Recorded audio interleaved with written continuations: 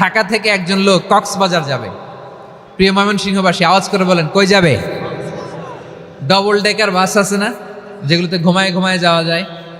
তো দেখবেন অনেক প্যাসেঞ্জার বাসে উঠে আস্তে করে ব্ল্যাঙ্কেট নিয়ে কম্বল নিয়ে ঘুম দিতেছে। ঘুম দেখেন তার কি বিশ্বাস ড্রাইভারের উপরে। এই বাস তো তারা চালাইতে চালাইতে নওগাঁ নিয়ে যেতে পারে, এই বাস তো তারা নিয়ে পঞ্চগড় ছেড়ে দিতে পারে, কিন্তু তার কোনো টেনশন নাই। সে দেখবেন ব্ল্যাঙ্কেট নিয়ে কম্বল নিয়ে দিছে জনমের ঘুম। এর কারণ তার বিশ্বাস আছে যে সকালবেলা এই বাস কক্সবাজারেই পৌঁছবে। দেখেন বিশ্বাসের কত দাম।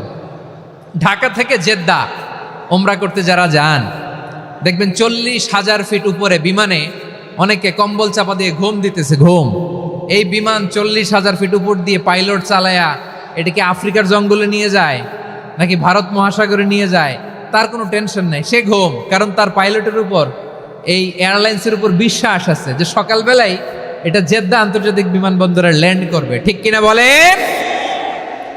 এই পৃথিবীর সবচেয়ে দামি বস্তু বিশ্বাস, সবচেয়ে দামি। বিশ্বাস দিয়ে এই পৃথিবী চলে। এজন্য জ্ঞানীরা বলে বিশ্বাসে মিলায় বস্তু তর্কে বহুদূর। বলে না, বিশ্বাসে মিলায় বস্তু তর্কে বহুদূর। বিশ্বাসে এই পৃথিবী টিকে থাকে।